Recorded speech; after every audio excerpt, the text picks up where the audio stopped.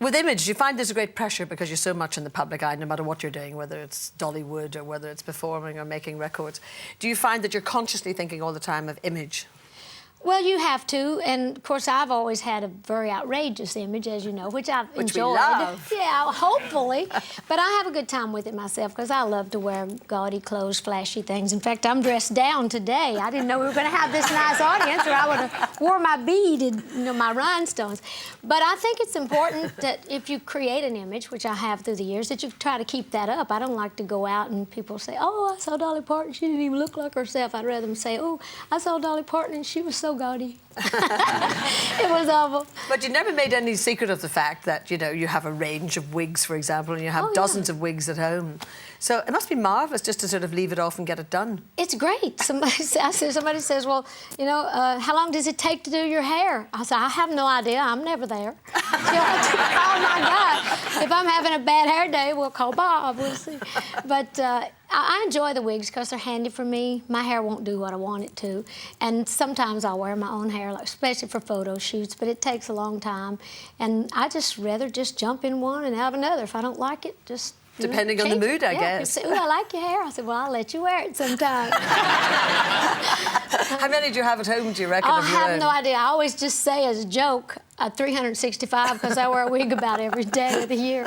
So I just have different ones, and when I get tired of them, sometimes I'll give them to the hospital for cancer patients, and they can remake them or use them when people lose their hair from chemo. And we auction them off, and we rework them. That's very good, yeah, actually. so actually we make good use of it.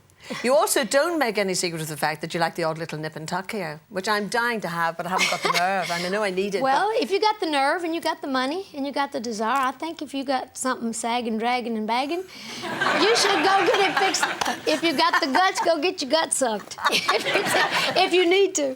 But I'm all for doing whatever it takes to make you feel good about yourself. Have you had that suction stuff, that liposuction? Oh, I ain't telling you everything. All right. But maybe you've had it put in places. Yeah. But we love this outfit, but you were telling me just literally before I came in through the door that you call it one of your Dollywood outfits. Yeah, well, I always do Dollywood. We've been in business for 16 years. We always have the big opening, and plus I do commercials and different events there. So I have all these clothes made every spring for different events, and this one is all like hand-beaded. This was a couple of years ago. I wore for the opening for one of the Eagles, and we have a lot of great things that we do at Dollywood. So it makes good use, especially when you're out of the country. See, back home they've seen this, so I thought I'll come over here. Recycle. And nobody's seen it. It's my recycled clothes.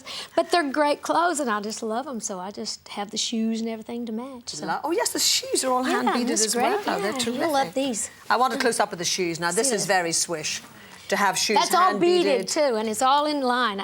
These Beautiful. people do this, and this whole dress is like one little bead at a time. That would drive me crazy. But I appreciate them. Oh, they're so sweet. Yeah, they're really, really lovely. You think and let's you could talk wear about that? Dollywood, because I know you're passionate, and it's a really good business venture, isn't it? Yeah, well, we're going into our 16th season this year, and we're Sweet 16, I guess you could say. But this year we're doing 2 openings. We have our first opening April the 7th and 8th. And of course the big parade. We're having what we call Festival of Nations. All over the world, they're coming to Dollywood for a month with all their costumes and their foods and just their culture all together. And they're going to be there just out in the streets and everybody taking part, in all that, which will be great. Then on the 19th of May, when the weather warms up a little more, we're opening our $20 million water park, which is our biggest expansion since we started. Is that one of those where you swim and all that sort of stuff? Yeah, it's got all the pools, but it's got all these fountains and things coming out of the mountains, all these rides and all the water rides for families. So it's really a beautiful thing. We've tried to make the most of the Smokies and kept as many trees and all the beautiful stuff we could and try to work around it. So it's really going to be a beautiful thing. And is that quite close to where you live anyway, when you're not working? When I was... No, I live in Nashville. That's 200 miles from... But I was born and raised up there around Dollywood. All my people are still up there in Pigeon Forge, Sevierville, Gatlinburg. So, but I go up there a lot. I just kind of get out on the grounds. Nobody knows when I'm stopping in, but I'm definitely always there for the openings, so it's going to be fun.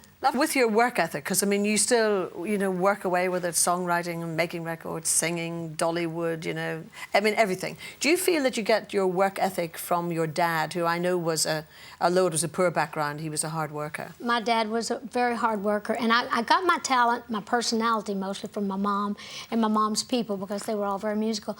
But I lost my dad November the 12th. And yes, I'm really sorry about that. Yeah, well, he didn't suffer long. He never had been sick, so it was really such a shock to us. And I didn't realize what a daddy girl I was till Daddy passed. But it's been hard for us. But I've been writing some nice songs about him, and I feel like he's very near me. What did he die from? He had a stroke. And it just was one of those really bad ones that he couldn't recover from. And had he continued to live in the area where you were brought up? Yes. My dad never could stand the thoughts of being anywhere else. He was very country, and my dad was never able to read and write, which is one of the reasons I wanted to really, you know, work with the education, which we have. Another thing we have at Dollywood is the Dollywood Foundation, where we work with the kids, not only giving scholarships that we've done for years, but helping all the little kids. Every child born in Sevier County, the area where I was born, they get a book from the day they're born and one a month until they start school. So they learn to love books and learn to read. But my dad, he was so proud of the work I did there, because my dad, even though he couldn't read and write, the smartest person I ever knew, because he had that good old common horse sense, and I'd like to think I got some of that as well. So what was your upbringing like? I mean, as you say, you had lots of music around the house. Your dad's a hard worker. But how poor was it in terms of what you had? Well, we were very poor. You know, there's 12 of us, children, 6 girls and 6 boys. And my mother was only 15. Daddy was 17 when they married. 15? Yeah, she was still in the 7th grade, I think. That was the end of her education. Daddy didn't go to school, so he just hung around the schoolyard, I guess. So I'll take that one. So he goes and gets her. But when Mama was 35 and Daddy was 37, they already had their 12 children. So that's extraordinary. I'm one of the older ones. I have a sister, 2 brothers older, and then 8 children younger. But we grew our own food. When I was in my early days, we lived without electricity there for many years, up in the mountains, and we all had to work. Outside toilets, I suppose? Oh, absolutely. We had running water when we'd run and get it down to the spring. But it was great. It's like people say, well, how did you live in a house like that with all those boys and no bathroom? I said, how did you take a bath? I said, well, we'd take a pan of water, we'd go into a room, we'd wash up as far as possible, then we'd wash down as far as possible, and when the boys cleared the room, we washed possible. That's how you do it. It's all strategy, really, yeah, isn't it? It is. But it was hard, but it was a sweet life. I think back on it now. The only thing I regret is that my mom and dad had to work so hard. But it was good for me. It's provided me with so many memories and so much material for songs. And as you get older, do you feel that all those values that you were given as a child, that really, that's what you've stuck by primarily? Absolutely. It's kept me sane.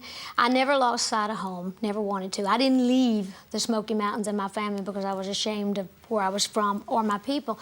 I left because I wanted to travel. I felt like God had given me a talent and given me the opportunity to make the most of it. And so I just thought I wanted to do it, and I had a very open personality, more so than a lot of country people. But I just thought, well, this is what I'm supposed to do. And I just had it done before I realized, that, sure, as they say, I didn't know it couldn't be done till I'd already done it. But I realize now how fortunate and how lucky I've been.